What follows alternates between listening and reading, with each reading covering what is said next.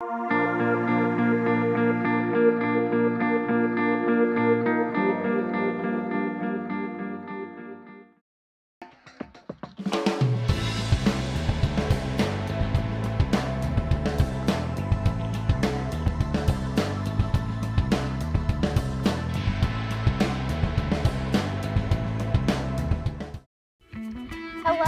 welcome to Huntsville Coffee Break. I'm your host, Hannah Bryce. We've got a great show planned for you today. We've got Huntsville history, athletics, and current events, all coming up right here on Huntsville Coffee Break.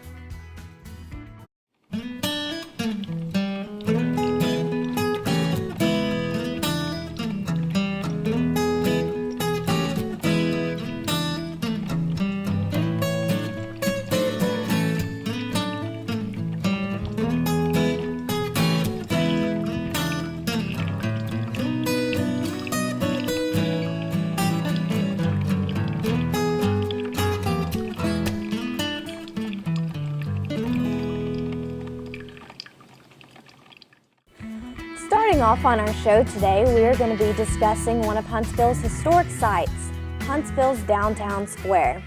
And for those of you who don't know where that's located, it's going to be in between Sam Houston Avenue and University Avenue. Here to tell us a little bit more about this site is Mr. James Patton, who's part of the Walker County Historical Commission. Hi, Mr. Patton. How are you today? Fine. Good evening. Good. So can you tell me a little bit about the Downtown Square? Well, our downtown square in Huntsville is like many squares in Texas. The design of our square, with stores facing the courthouse square, is referred to in Texas as a Shelbyville type square. There are a number of different types of squares. The businesses, stores were all facing the square. That's where the commerce occurred. Everything was centralized. The houses were not far from the downtown area. As the town grew, the houses and buildings and businesses all spread out in all directions. But the first businesses were Pleasant Gray and Ephraim's Gray Trading Post, where the little log building is on University Avenue, right across from the courthouse. The next business was Thomas Gibbs and Garner R. Coffin's General Mercantile Store, located where the Callie McGee Antique Store is located. The next business was the blacksmith shop, Thomas Carson's Blacksmith Shop, located on University Avenue and 10th Street. These comprised the first businesses in Huntsville, doing a trade with the Indians that were through here, with travelers coming through on the road headed, it was called the Navasota Road, which is 11th Street today. That was a main thoroughfare through Huntsville. But what other events happened around the square? Well, on the downtown square, everything originated. Of course, the traditional, from the earliest years of Sam Houston, from the late 1880s, the students, faculty, staff all marched to Sam Houston's grave on his birthday on Texas Independence Day. That was a big celebration, and you know that was revived a few years ago. We still do the march to the grave on March the 2nd. Dr. Gattner, in the past few years, has marched with the students and ROTC to the grave. That was a big event. We had ceremonies such as on Juneteenth, the African Americans would have marched around the square with the Juneteenth parade being led by Josh Houston, Sam Houston's servant and bodyguard. That was a big event. We always had homecoming parades downtown, Christmas parades. When the wars ended, World War I and World War II, there were giant celebrations. Everybody would just gather on the courthouse lawn. There was a town bell on the courthouse lawn that signaled the firemen, it signaled events that were happening. Is there anything significant about this particular courthouse, the way it was built, that's different maybe from the others? Well, the courthouse that's there today was built in 1970, dedicated on September the 29th, actually. And it resembles the architectural plan, it resembles the old southern plantation. If you look at the balconies and you look at the layout of the mansard roof, It closely resembles an old southern plantation. That's one of the type houses. There were many. The Gibbs Powell Home Museum downtown is very typical of what they built. That's Greek Revival, and that was the earliest style. They built those all over the county, in the city and out in the county too. What was the most active point on Downtown Square for maybe citizens? What was their, in later years, what was their reason for going to the square? Well, businesses, of course, were located there. The Saturday night on the square was a big event prior to television in the 1950s. The movies were downtown. The drugstores stayed open. All the stores stayed open. Saturday was a huge day, and I can remember that as a child.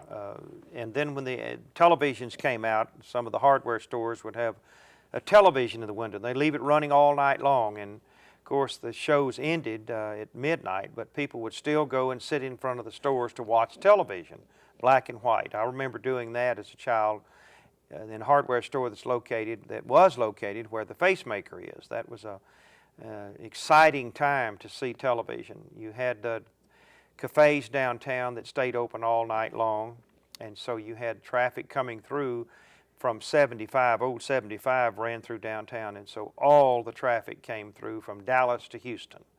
So that was a very important stopping place for food and for gasoline, and hotels were downtown. Mr. Patton, do you have any interesting stories that maybe happened on the square that either you were there to see or you heard about that you can remember? Well, I remember back right after the courthouse was built in 1970, they caught some men that had a still, and they brought the still downtown on the square. They had arrested all of them, and they had the copper kettles and all the jugs of moonshine, and the whole west side of the courthouse was full of all their paraphernalia from their still, and quite a bit of excitement downtown. Everybody gathered to see the still. They hadn't, of course, seen them on television, but I guess that's been about 40 years ago. That's funny. Anything else significant go on downtown that maybe is just like something that would wow students today that, oh my gosh, that really happened? Back as I was a younger person, back in the days of Dr. Harmon Lohman, when he was president of Sam Houston State Teachers College, they had the pajama pep rally, and all the students would line up and come down what's now Sam Houston Avenue, and Dr. Lohman, the president of the college, was in his bathrobe and pajamas, and he would lead the parade running down the street, and they would go in, all the students and the band would run in one of the theaters and just go all the way down the front, down the aisle, and run back out the other aisle and around the square and back up here to the college. And it was a lot of excitement. It was the pajama pep rally, they called it.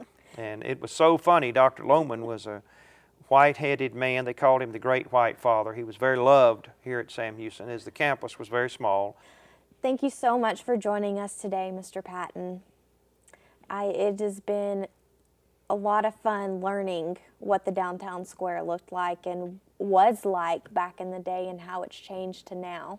So thank you very much for joining us today. Thank you for inviting me. All right, we're going to head out to Megan, who has a little bit more information about the downtown square. Thank you, Hannah. I'm here on the downtown square in a spot that's rich in Huntsville history. This location is very significant to Huntsville's beginnings. It is believed to be very near the location of the Trading Post, built by Huntsville's original founder, Pleasant Gray. This spot is commemorated by a simple log cabin built in the mid-1840s and moved from its original location west of Huntsville to right here in 2002. It was donated to Huntsville by the Ferris family, who had owned the log cabin for 6 generations. The cabin was built by Allen Roberts, stepson of Hezekiah Ferris. Roberts was a San Jacinto veteran, believed to be one of the original captors of Santa Anna. It's interesting to think that the Huntsville we know and love today all got started near this very spot in a log cabin trading post that may have looked something like this. Seeing the old in the midst of the new, back to you in the studio. We'll be right back after this quick break. There is only one Earth, and it can only endure so much. The planet sustains us, so we must act to sustain the ecosystem we depend on. Governments can work on a large scale with land management, forestry, and setting limits on things like emissions. But what can you do? Think about how much one person can go through in an ordinary day. Electricity, gasoline, water, aluminum cans, paper, plastic bags, packaging, plastic bottles, more plastic, cotton swabs, detergents, medicine, chicken sandwiches, electricity. these all come from non-renewable resources or processes that can be harmful to the environment. So above all, just try to reduce what you use. Save on power and water whenever you can. If your destination isn't too far away, walk or ride a bicycle there instead of driving. Remember that your purchases drive the economy. Whatever society demands, the economy will provide, whether it's good for the environment or not. Think to the future. Think sustainability. Huntsville citizens recently voted to approve the funding to improve and expand the TRA water plant. Here to tell us a little bit more about this improvement and expansion is Carol Reed, Huntsville City's Public Utilities Director. Thank you for joining us today, Ms. Reed. How are you? I'm good, Hannah. Thanks for having me You're here. welcome. Can you tell us a little bit about how this is going to affect the city and what exactly was on the ballot? Sure. The proposal that was on the ballot was asking citizens to approve the funding, $18 million to improve and expand our Trinity River Authority surface water plant. What exactly are we going to be expanding? Well, the expansion has to do with capacity. Capacity is a volume that a plant is designed to produce. Currently, the TRA plant produces 6 million gallons a day by design, and our demand is greater than that. How is this going to affect our citizens? The increase in rates, this improvements and expansion to the plant is being funded by an increase in water rates to the citizens of Huntsville. And how much is this going? Earlier you said the citizens are going to have to pay. How much are they going to have to pay? The rate increase was designed to encourage conservation. We have a base rate for all residential users of $13 for the first 3,000 gallons they use.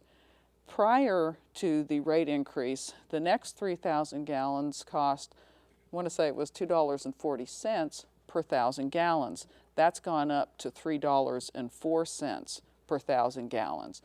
And it goes up a little bit each year, so that by the time we reach 2020, when the debt for this plant improvement and expansion project is paid off, it will have gone up about $16. What can our citizens do? We talked about cost earlier. What can our citizens do to maybe lower their cost and to help with water restrictions?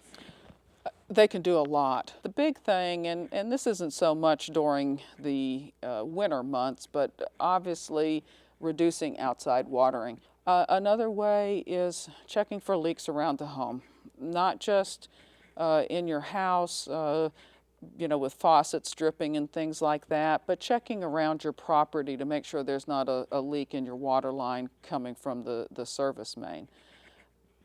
Little things like washing a full load of dishes instead of a partial dishwasher load. Same thing with washing clothes. Using, if possible, when you're replacing your appliances, whether they be the toilet, the dishwasher, or the washing machine, get the high efficiency, low water usage models. They make a huge difference. I switched from a top loading washing machine a number of years ago and went to a front loader, and I want to say it goes from 30 gallons a load to 13. Oh, wow, that is so interesting, Ms. Reed. But unfortunately, we're out of time. So let's go ahead and recap what all we have learned today. Okay. We have learned exactly what we are going to improve and expand at the TRA water plant, what this is going to cost the citizens of Huntsville, and exactly how the citizens can help. Thank you so much for joining us today. Thanks so much for having me. I have learned so much, and I can't wait to see exactly how it all works when it unfolds. Thank you for joining us today on Huntsville Coffee Break. I'm your host, Hannah Bryce, and I will see you next time.